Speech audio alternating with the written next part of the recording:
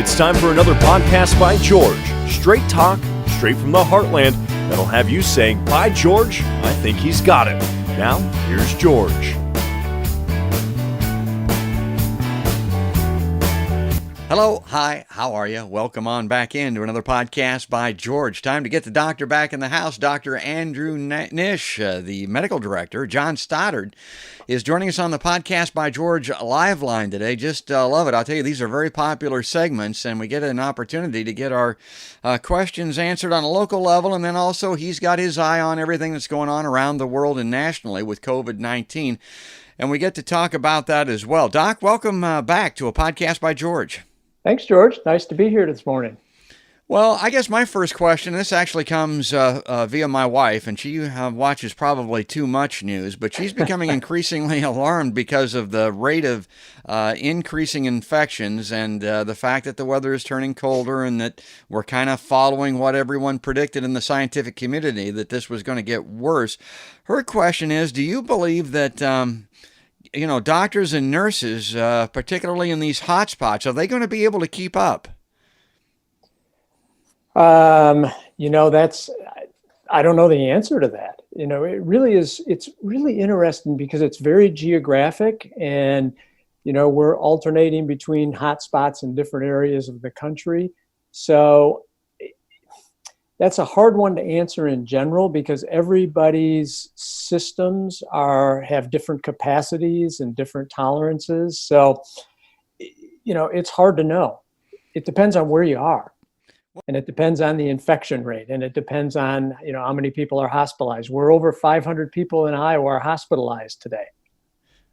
Yeah. So it's very geography dependent. What I worry about is these small rural communities who have very limited capacity, and they're going to end up having to send patients to larger institutions, which could become overwhelmed. We just don't know. And I think we have to accept that yes, we are concerned about our capacity, but as in the spring, we emptied our hospital and the most patients we saw were, 72, 76. So we were ready for hundreds, yet we only saw in the 70s. So I think we have to be not dogmatic and say, we're going to overwhelm the hospitals. We have to be pragmatic and look at what we're doing and what our capacity is. So I can't predict the future, but I would be worried that, we're going to see more cases in the hospital. We're going to see hospitals in areas capacity stretched. And, the mental health of our healthcare workers, the physical health of our healthcare workers really has to be kept a close eye on. Well, that was kind of part two of this question. So let's explore that a little bit. And again, this comes from my wife more than anyone. But, and I think about wartime, for instance, and doctors and nurses are volunteering in these war situations. They kind of know what they're getting into, although nobody can be fully prepared for that. Here we've got this pandemic, this epidemic. The question is, are doctors and nurses going to be able to keep up? And then what's going to happen when they themselves start to get sick in greater numbers and perish the thought, my God, perhaps even die from this? And Doc, this is your whole life, and I've got great admiration for you. I mean, not only because you're such a smart guy, but because of the kind of work that you do and the kind of work that these people have devoted their lives to. But if the population doesn't mask up, doesn't social distance, doesn't do what they need to do, particularly to protect themselves, and the medical frontline workers start to get sick in larger numbers and greater numbers, is that going to be an issue, or is that something that doesn't concern you so much just because of the kind of people they are and the kind of work that you do and what you've devoted your life to? Yeah, I don't want people to live in fear. We live in fear because of what's propagated on the news and on the television. And so I want to look at the other side of that coin and really look at, we have dedicated health workers. We know what we need to do to keep those health workers safe. But I would put out a general plea to the public that every one of us needs to practice good hygiene. We've said this over and over. And it's to protect other people in the community. So I would look at healthcare workers as these essential people who are here to keep you well if you get sick. But I think there needs to be a reciprocal thought process that I, as a community member, need to wear my mask so that the healthcare workers are available for me if I happen to get sick. And we just have to take a view of caring for one another. And so masking is more to me about caring for the common good, for your neighbors and for humanity, as opposed to protecting yourself. I get it. It can't be overstated. I'll give you an example just this week. Was communicating with a friend of mine, told him that my wife is really maybe overly worried about this, but I'm concerned. That's why I'm staying home. That's why I'm kind of self-quarantining. And they said, well, several of my family members have had it, and you don't need to worry so much. I mean, the symptoms were pretty mild, and, even if you get it, you'll be okay. But God, I just wanted to scream at the top of my lungs, yeah, but you're missing the big point here, which is the fact that even if your family members had it and they didn't get that sick from it, they could have transmitted it. It could have gone on to somebody and went on to somebody, and that could have killed somebody. That's what you got to think about with this. But instead, people seem to put it in their own reference, just about how it affects them individually and personally. Well, I didn't want to wear that out here at the beginning. Well, but we do that all the time. Yeah. Everybody's point of reference is different. And I just wanted to point this out, and this is probably a good time, is our point of reference in Iowa is really interesting. So yesterday, we had 14 deaths in the state of Iowa. And I was reading, I would read some world statistics once in a while, but Ireland yesterday had 13 deaths in the entire country. Mm-hmm. So you have to remember, Ireland has a population of 4.9 million people. We have a population of 3.1 million. Ireland had one less death than we did in a day. And they are taking dramatic measures to begin to shut the country down again because they had 13 deaths yesterday. We have 14 deaths a day in Iowa, and we don't seem to give a damn. Life goes on. And I think when we look at our behavior and when we look at the caseload and the death rate, and I think this New England Journal highlights this so dramatically, we are abysmally poor when you look at the rest of the world. When you look at, and there was just another article published in the Journal of the American Medical Association last week, and when you look at death rates, we're at the bottom of the barrel for industrialized countries. I mean, we're not even close to being effective. And so we have to put what we're doing in this country in perspective to the rest of the world. And yep, the rest of the world is seeing increased cases of COVID-19. But boy, they're taking pretty dramatic steps again. Germany's talking about locking down again. Ireland's talking about, we had 13 deaths in a day. We need to close the pubs and restaurants again. And we take this cavalier attitude, and we seem to be willing to accept an infinite number of deaths and not think much of it. And that is just incredibly bothersome to me. And I understand, we want to keep the economy going and we want to keep food on people's table. And we've adopted this policy of either or. So we either open up the economy or we don't. But when we should really be talking about a policy of both opening the economy and combating the coronavirus by appropriate hygiene, masking, physical distancing, and taking common sense public health measures. And we can have the best of both worlds. But we have no leadership in that. We have leadership that says, like your friends, it's no big deal, it's just a cold. That may be true for 80% of the people. But what about the 20% of the people who have comorbidities, are old, and they end up in the hospital, and at worst, they end up dying, and at best, they end up with long-term chronic lingering symptoms. And I just find it unconscionable that we have devalued life in this country, frankly. A couple 100,000 people die, no big deal. Yeah. I just disagree with it. There was a really interesting article in the journal Obesity Review written by a obesity research expert at North Carolina. And he looked at the risk of COVID in the obese population. And we should be absolutely concerned about this. So the CDC, their latest statistics show that 42.4% of our country is obese, with another 30% being overweight. That means 75% of us are, number one, at increased risk for acquiring the COVID virus. Number two, and again, we don't know as much about overweight as obese people, but if you look at the obese population, their risk of hospitalization after COVID is more than twice of that of a normal weight person. Their risk of it being admitted to the ICU is 75% higher than a normal weight person, and their risk of death is almost 50% greater than a normal weight person. Wow. And so we have almost half the population with this single risk of obesity, and most obese people have other risk factors, diabetes, high blood pressure, heart disease, etc. And we are putting in jeopardy half the population for severe complications of COVID-19. Well, Again, it's about perspective.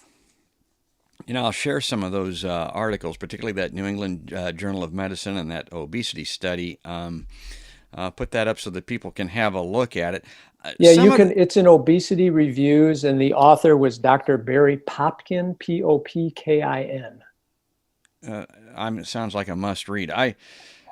The way that I look at this, and again, people seem to have this cavalier attitude towards the lives of others as opposed to themselves, and I mean that's a bad way to feel about your fellow man. I guess the other thing about it is a lot of people say, well, these are sick, infirm, and extremely old people that are going to die anyway. And it goes along with this kind of Barrington Declaration that was on the Facebook pages that everybody looked at. I mean, that Atlas guy in D.C. talks kind of like that at times, it seems to me like. So let's just open up the world for the rest of us and let her buck. And I look at that and I think, well, okay, how about this? And this is maybe, correct me if I'm wrong in this, Doc, but I'm thinking if we can just do the right thing and prevent those people from becoming infected through our own actions until a vaccine comes along, those people will survive and perhaps die of those maladies further down the line and not be stricken dead by COVID here in the next couple of months. Is that a good way to think about this or not? Well, yeah, and our scientific community, Dr. Fauci, et cetera, have really said, if we can really do the right thing, everybody do the right thing for 6 weeks, we can begin to turn this thing around. But we have no leadership. We have a president who's had the virus and still wanders around with no mask and calls Dr. Fauci an idiot. And it's absolutely disgraceful, despicable. It's more than incompetence. It's almost criminal. I mean, when you think about it and you look at the New England Journal article, and they basically say the same thing. It's distressing to live in this country right now. Yeah, but there's good news in this. You know what, George? I don't want to harp on the bad news. The good news is most of us are safe. Okay, we have a country that has 300 million people. 200,000 of us have died. Most of us are safe. Most of us have, at least people with common sense, know what to do. And there was a really interesting concept as we go into the colder weather of people. We've been told that we have to be socially isolated, but that's just not true. One of the great concepts that I've been reading about is pods. So as you and your wife are a pod. And so we want to develop these social pods where we can interact with other people, but that's our pod for the next 3 or 4 months, that we interact with 2 or 3 friends who only interact with us and don't interact in other social gatherings. So we can begin developing these social pods for the next 3 to 4 months so that we can begin to support each other through this time in the winter when we're going to be inside more. There are going to be more cases. There are going to be more deaths. But if we can develop this pod concept and keep those pods to, within themselves, I think we can do better with making sure we're supporting each other both physically and through, for our mental health.